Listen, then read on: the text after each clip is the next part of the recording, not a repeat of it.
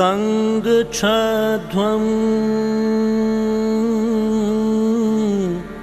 संवदध्वं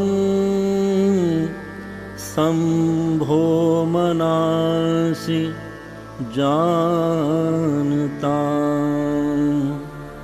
देवभाग्यं यथा पूर्वे संजयानाना उपासते।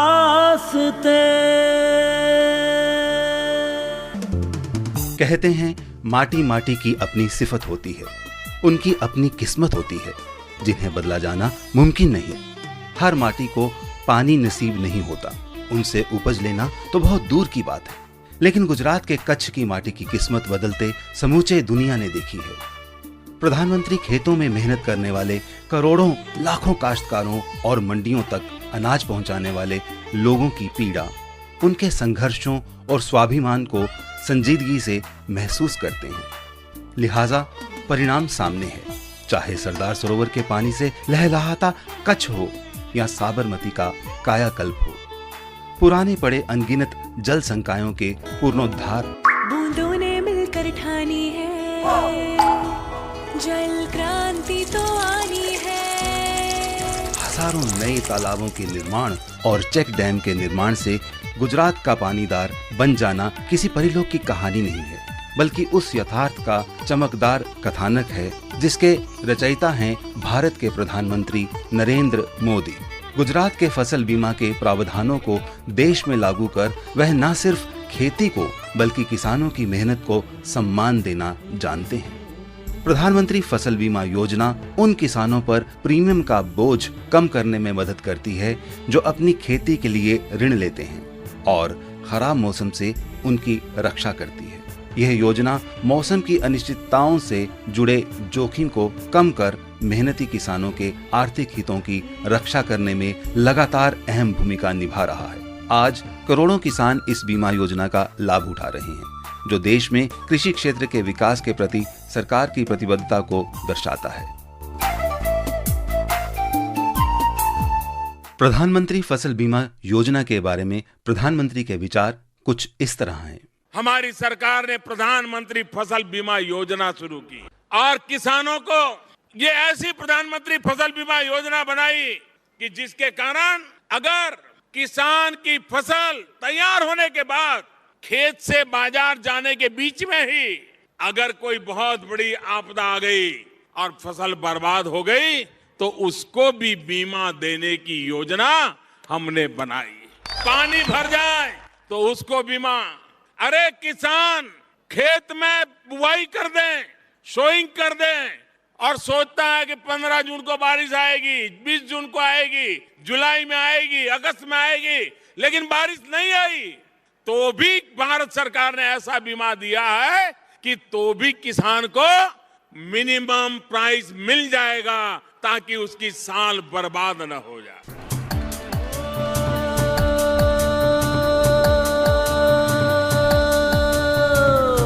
प्रधानमंत्री का वादा है साल 2022 तक किसानों की आय को दोगुनी करना। इसके लिए कम प्रीमियम और अधिक लाभ के लिए किसानों के लिए पीएम फसल बीमा योजना महत्वपूर्ण पहल है। सरकारी योजनाओं का फायदा जरूरतमंदों और हकदारों को मिले, यह प्रधानमंत्री मोदी की प्रतिज्ञा है। इसके लिए देश भर की 86,000 हेक्टेयर भूमि कृषि क्षेत्र में लाए जाने की योजना को मूर्त रूप दिया गया है और किसानों के लिए ई पोर्टल जैसी सुविधाएं शुरू की गई हैं। ऐसा पहले कभी किसी ने सोचा भी न था। देश भर में 1000 मंडियों में ई नाम की सफलता को देखते हुए अब 1000 अतिरिक्त मंडियों को जोड़ने का निर्णय लिया गया है। कृषि एवं किसान कल्याण मंत्रालय को वर्ष 2021-22 के लिए 1,31,000 करोड़ रुपए से अधिक का बजट आवंटन किया गया है और इसका आधा हिस्सा प्रधानमंत्री किसान योजना पर खर्च किया जाएगा, जबकि कृषि आधारभूत ढांचा कोष एवं सिंचाई कार्यक्रमों के लिए धनराशि की उपलब्धता में वृद्धि की गई है। मेरा नाम बलजीत कौर है, मैं गांव गणेशपुर की सरपंच हूँ। यहाँ पे पानी की व्यवस्था बहुत अच्छी है। यहाँ पे 24 घंटे पानी आता है। बिजली की बहुत अच्छी व्यवस्था है। यहाँ पे 24 घंटे यहाँ पे बिजली है और हमारी पंचायत ने पूरा काम बहुत अच्छी तरह से किया है। बहुत ही सभी चीज़ों की सरकार ने अच्छी व्यवस्था की है। बहुत ही बढ़िया काम हो रहा है। आज बीज से लेकर बाजार तक किसानों के सफर की राह में आने वाली छोटी बड़ी हर अड़चन को दूर करने के लिए लगातार प्रयास किए जा रहे हैं। सरकार ने किसानों की आय बढ़ाने के उद्देश्य से संस्थानात्मक स्रोतों से ऋण, मृदा स्वास्थ्य कार्ड, लागत प्रबंध, प्रधानमंत्री कृषि सिंचाई योजना, PMFBY और ई-नाम जैसे अनेक कदम उठाए हैं। यह बात सभी जानते हैं कि फसलों की कटाई के बाद भंडारण संबंधी ऋण देश में किसानों के लिए एक महत्वपूर्ण आगत अपेक्षा को पूरा करता है। यह कहते हुए अगाध खुशी मिलती है कि खाद्यान्न उत्पादन 2019-20 में 29 करोड़ टन से भी अधिक के स्तर पर पहुंच गया है, जो अभी तक देश के अन्न उत्पादन के इतिहास में सबसे ज्यादा खाद्यान्न उत्पादन है। प्रधानमंत्री देश के किसानों की संघर्ष यात्रा के हमसफर हैं। उनका चिंतन और सरोकार किसानों और कामगारों के साथ है। इसी का परिणाम है कि केंद्र सरकार ने फरवरी 2019 में प्रधानमंत्री किसान सम्मान निधि PM किसान की शुरुआत की थी, जिसके अंतर्गत किसानों को 3 किस्तों में उनके खातों में प्रतिवर्ष 6,000 रुपए का हस्तांतरण किया जाता है। किसानों की आय को बढ़ाने में बागवानी क्षेत्र की महती भूमिका होती है।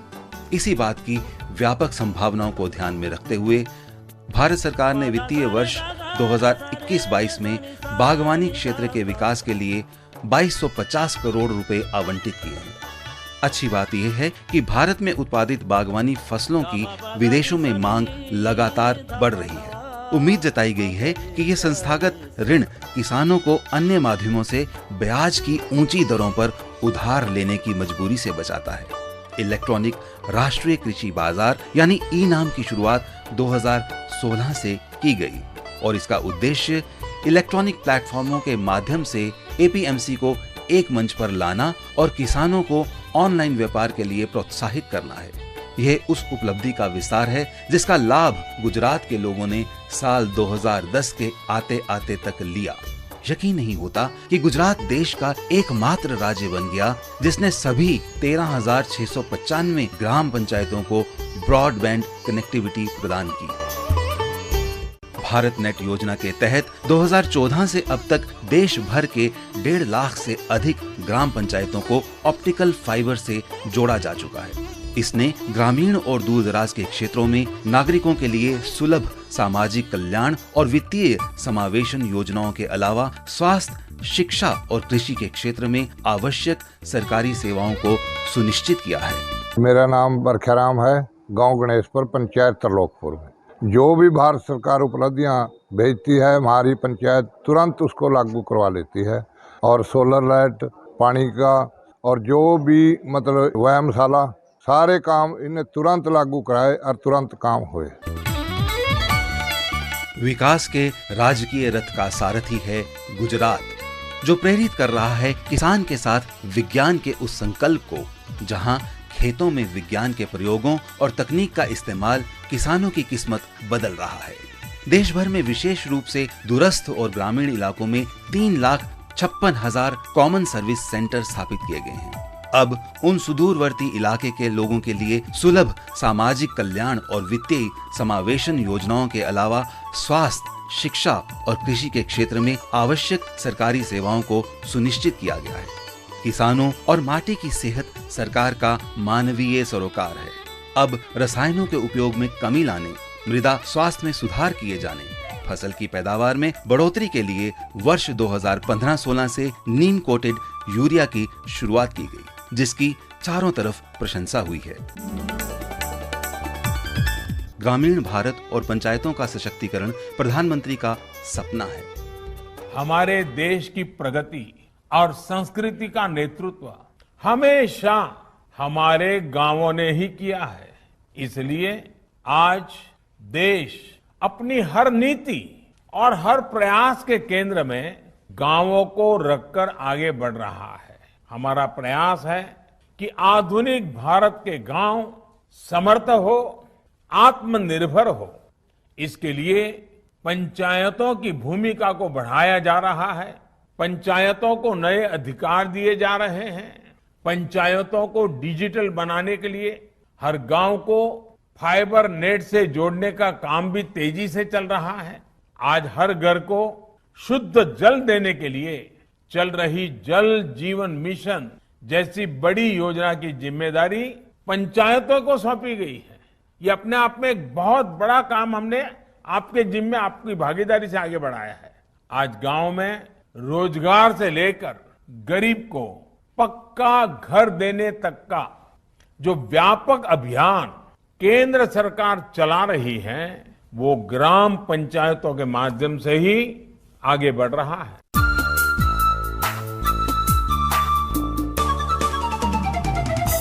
पानी, खेती, किसानी और आवास के साथ जीवन की उज्ज्वलता को सार्थक करने के लिए जरूरी है समाज की आधी आबादी की दिक्कतों को समझना।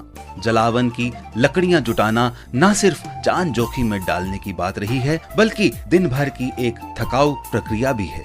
गरीबी रेखा से नीचे के परिवारों की महिलाओं को साल 2016 से 50 मिलियन एलपीजी कनेक्शन वितरित करने के लिए प्रधानमंत्री नरेंद्र मोदी द्वारा प्रधानमंत्री उज्ज्वला योजना शुरू की गई, जिससे जिंदगी की राह आसान हो चली है। इसके अलावा जल जीवन मिशन के नतीजे भी सामने आने लगे हैं। ग्रामीण इलाकों के घरों में पीने के पानी के लिए जल कनेक्शन लगाए जा रहे हैं। अभी तक कुल 3 करोड़ 27 लाख ग्रामीण परिवारों को वाटर कनेक्शन प्रदान किया गया है। तो अब गांव-गांव पानीदार होने की दिशा में आगे बढ़ रहा है। मेरा नाम नेहा है, मैं रियासी की रहने वाली हूँ। मैं आपको बताना चाहती हूँ कि हमारे मोहल्ले में जो है पानी की बहुत ही ज़्यादा समस्या थी। पहले हम लोगों को नहाने में बहुत ज़्यादा दिक्कत होती थी और भी जो पानी के जो भी काम है बहुत ज़्यादा दिक्कत होती थी। हमें दूर से पानी लाना पड़ता था, चिनाब से, नदियों से। लेकिन अब जो है सरकार की एक स्कीम आई हुई है जल जीवन मिशन, जिसके तहत हमें पानी की समस्या से निजात मिल चुकी है और हमारा जो जीवन है बहुत ही सरल हो गया है। प्रधानमंत्री ग्राम सड़क योजना के अंतर्गत 500 लोगों की आबादी वाले ग्रामीण इलाकों को बड़ी आबादी और शेष दुनिया से जोड़ने का काम सफलतापूर्वक किया गया है। मतलब अब भारत का कोई भी गांव बाकी दुनिया से अलग थलग नहीं है। भारत के हर गांव में प्रत्येक घर में शौचालयों के निर्माण से राष्ट्रीय स्वच्छता का माहौल बना है। बेशक एक नीति साधन के रूप में स्वच्छ भारत मिशन ग्रामीण और दूर दराज के क्षेत्रों में घर में शौचालय की उपलब्धता बढ़ाने में सफल रहा है। प्रधानमंत्री नरेंद्र मोदी का पवित्र संकल्प रहा है महिलाओं की सार्वजनिक सुरक्षा और उनका सम्मान, जो संकल्प आज पूरा हो चुका है। मेरा नाम कल्पना अनिल सापके, मैं कातनी सिरशु हूँ, तालुका पूर्णा, जिला परभनी। हमारे घर में टॉयलेट नहीं था, हमारे घर को महिला को बाहर जाना पड़ता, तो मेरे घर के लोगों को बहुत ही परेशानी होती थी, दिक्कत होती थी बाहर जाने का। उसमें टाइम भी जाता था और लोग बीमारी भी फैलती थी, घर के लोग बीमार पड़ते थे।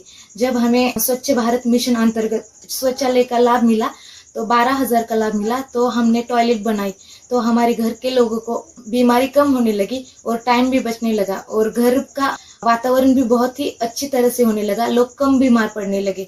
इसीलिए उसका हमें बहुत ही अच्छी तरह से लाभ मिला।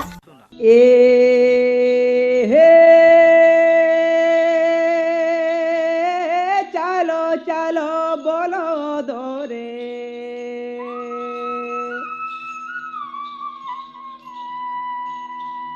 देश आगे बढ़े अपनी आंतरिक समृद्धियों के साथ। पानी से लबालब धरती हो, खलिहानों और गोदामों में अनाज हो, किसानों के पास पूंजी और संभावनाएं हो, विज्ञान का दामन थामे किसान खेतों का प्रयोग धर्मी विज्ञानी हो, खेत और उसकी फसल न सिर्फ आमदनी की तयशुदा तसल्ली हो बल्कि समृद्ध गांवों का आधार भी हो। मंडियों से किसान का सीधा नाता एक सुखद और समृद्ध भविष्य का रूपक है, जिसे पढ़ना और देखना हर कोई चाहेगा। अर्चा सो बोलो हेले भाई जानी था,